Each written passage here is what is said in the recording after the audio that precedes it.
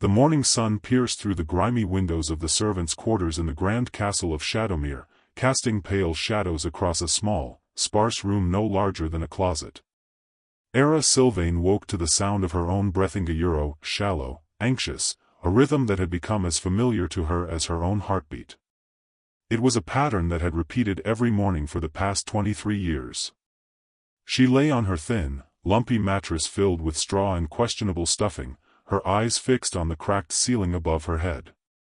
The plaster had water stains from a leak that had never been properly repaired, and there was a corner where the stone showed through where the plaster had crumbled away entirely. But Era barely noticed these imperfections anymore. She'd been staring at that ceiling for so long that it had become as familiar as her own face. Listening. Always listening. She could hear the other servants beginning to stir in the adjacent rooms. She could hear the distant sound of the castle bells tolling across the tower, the signal that it was time to begin the day's work. She could hear the guards changing shifts at the eastern gate. She could hear the stable hands moving the horses into the courtyard. But underneath all of those normal sounds was something else. Something that no one else in the entire castle could hear. Whispers. Always whispers, The voices weren't inside her mind like normal wolf-to-wolf communication. Her species werewolves were naturally connected by a bond that allowed their minds to touch across distances. It was supposed to be one of the great gifts of being a wolf. But these voices didn't come from packmates or family members. They came from somewhere beyond, from some distant, haunting chorus that only she could perceive. Era could sense them now, as she did every morning. They sounded almost like wind through autumn leaves, or like distant thunder rolling across mountains she'd never seen. They carried words and meanings and emotions, but they were indistinct, ancient, and utterly impossible to fully understand. Era. Sometimes they said her name. Her name, spoken by 1,000 different voices all at once, as though she was being called across an infinite distance. Era. Era. Era, She sat up slowly, her thin frame wrapped in a threadbare nightgown that had been mended so many times there were more patches than original fabric. Her dark hair fell in tangled waves down her back, still messy from sleep. When she looked at her hands in the pale morning light, she could see they were small and delicate, not the hands of a wolf, but the hands of a human girl. Her gray eyes, the color of storm clouds threatening to release a downpour, reflected the early morning light with an eerie luminescence.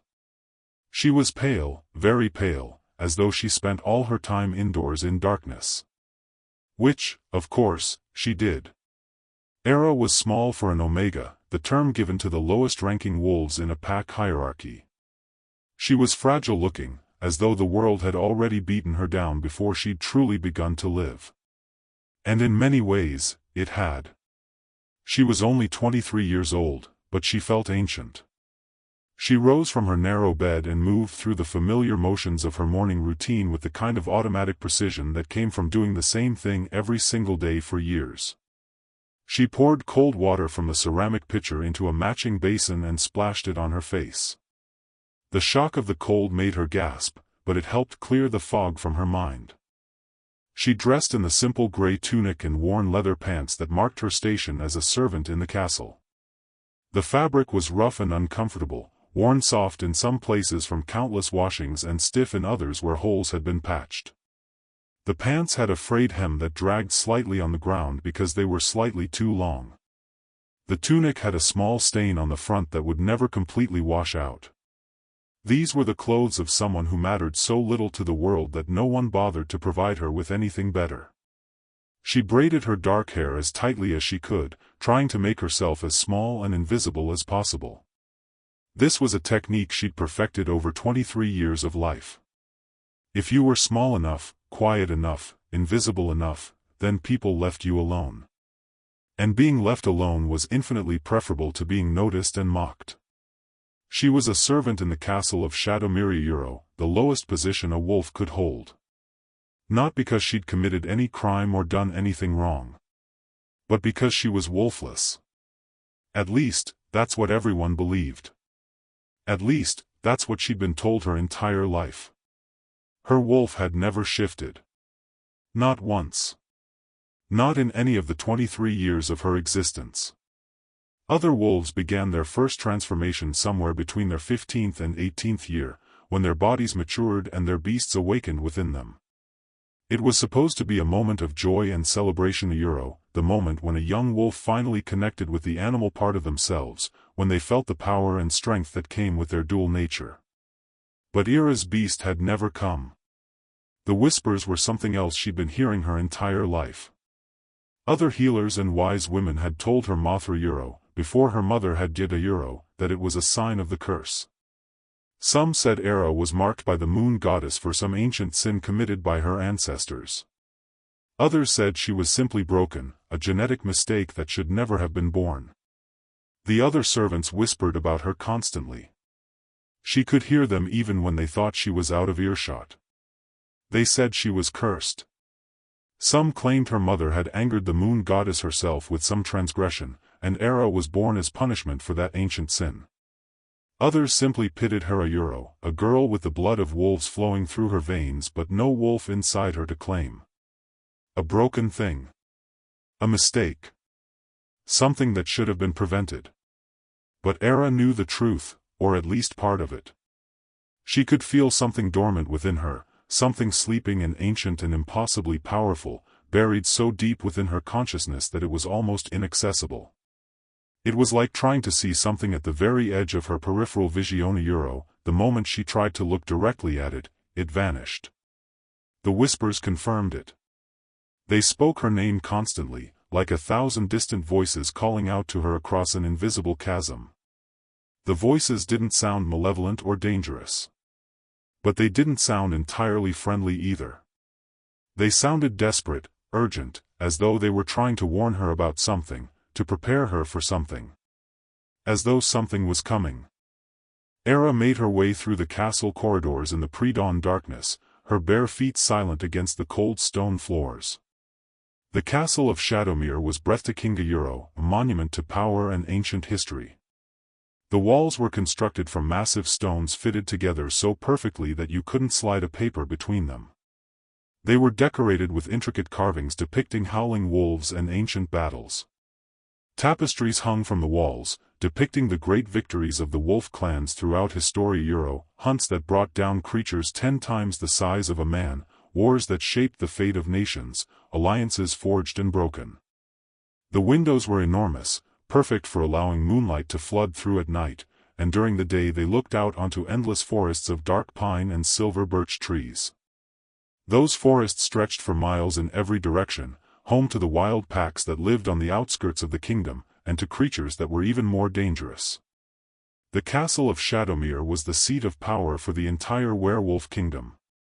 It was where the Alpha King held court, where the Council of Elders made decisions that affected the lives of tens of thousands of wolves. It was the most important place in the world. And Era was its most invisible resident.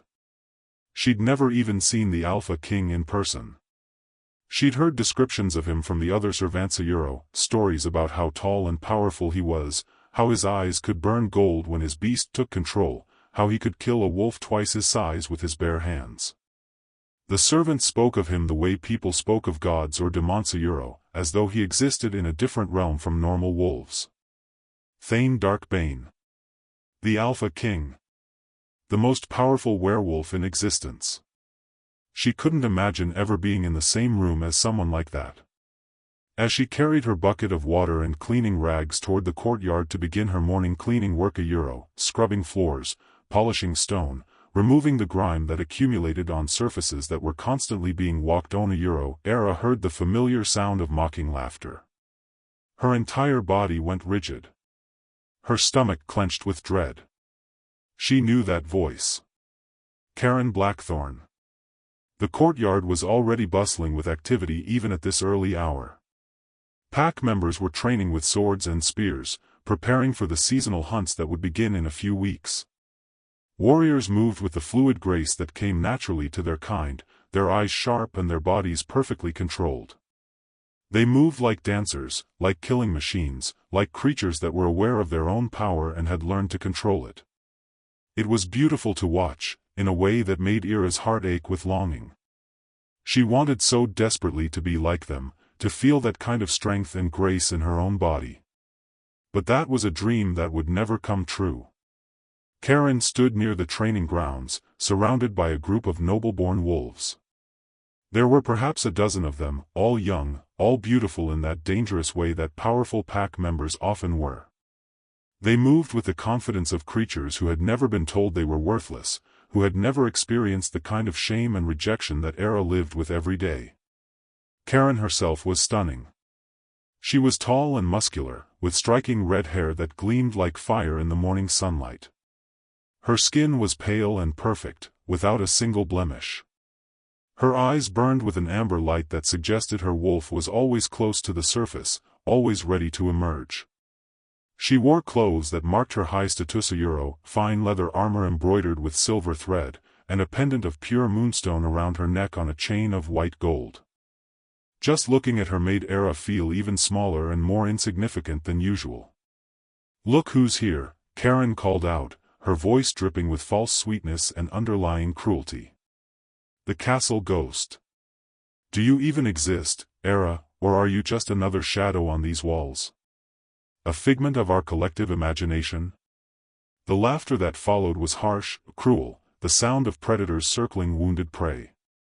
Era kept her eyes down and tried to move past them, keeping her trajectory toward the area she needed to clean. But Karen stepped directly into her path, blocking her way with the casual ease of someone who knew that no one would challenge her. "Wait," Karen said, her voice dropping to something more dangerous and intimate. "I want to ask you something. Is it true you've never shifted? Not even once?" She reached out and grabbed Ira's chin with one hand, her fingers strong and rough, forcing Era to look up into those burning amber eyes. "They say you don't have a wolf. They say you're just human in a werewolf's body. How pathetic is that? How do you even live with yourself, knowing that you're less than everyone around you?" Ira's jaw clenched, and she wanted so desperately to say something back, to defend herself, to point out that Karen was cruel and ugly on the inside even if her outside was beautiful. But she said nothing. She never said anything. Speaking back to someone of Karen's status would only make things worse. Karen was the daughter of one of the most powerful noble houses in the kingdom. She had connections to the royal court. She had family members who held important positions in the government. Era was nothing. A servant girl. Someone with no power, no status, no protection. "Maybe she should just kill herself," one of Karen's friends said, his voice casual, as though he was discussing the weather instead of suggesting someone's death.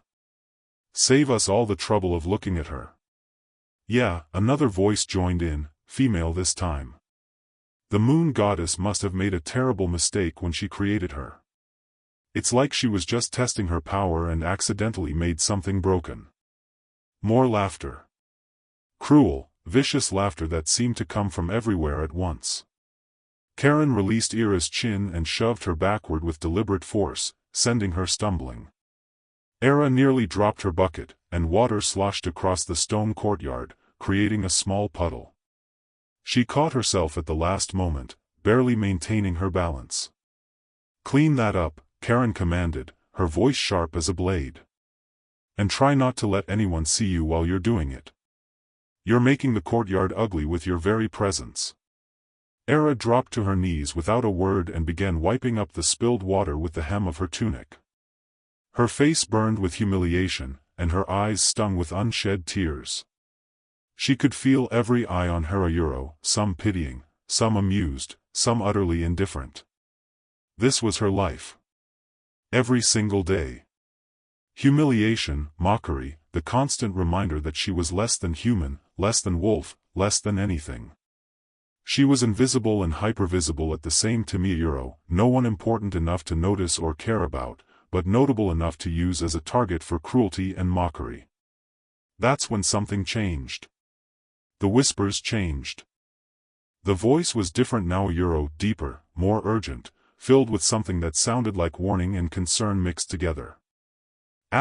Danger comes from the north. 3 days, maybe 4. Something wakes in the mountains. Something ancient and hungry and filled with rage. Ira's head snapped up, her gray eyes wide with shock. The voice was so clear, so immediate, that for a moment she thought it was happening out loud, that someone was speaking directly into her ear. But no one else had reacted. They were all still laughing, still watching her on her knees in the dirt, still enjoying her humiliation. They come for war, the voice continued, relentless now, almost desperate. The rogue packs wake. They hunger for blood and territory and conquest.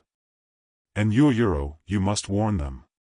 You must tell the king what you have seen, what you have heard.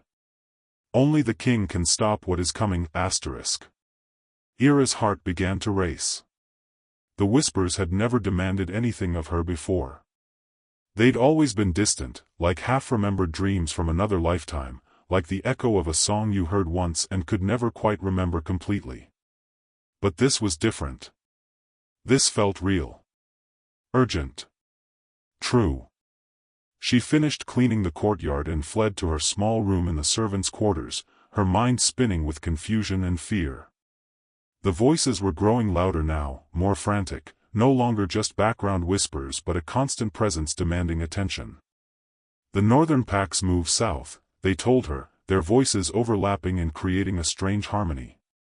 The mountains are emptying. The wild ones gather their strength. The old alliances are breaking. The world is changing. You must warn them, another voice demanded. You must tell the king what you have sensed. Only the Alpha King has the power to stop what is coming. But Era knew she would never dare approach the Alpha King. He was a legend in the Kingdom. Thane Darkbane, the most powerful werewolf to ever live. 300 years old, they said. Some claimed he'd never been defeated in battle. Others swore that he could sense danger from miles away, that he had senses beyond normal wolf capabilities.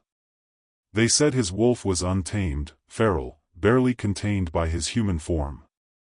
They said when his beast took control, his eyes burned gold as fire and he became something more than wolf and less than human, something that defied categorization.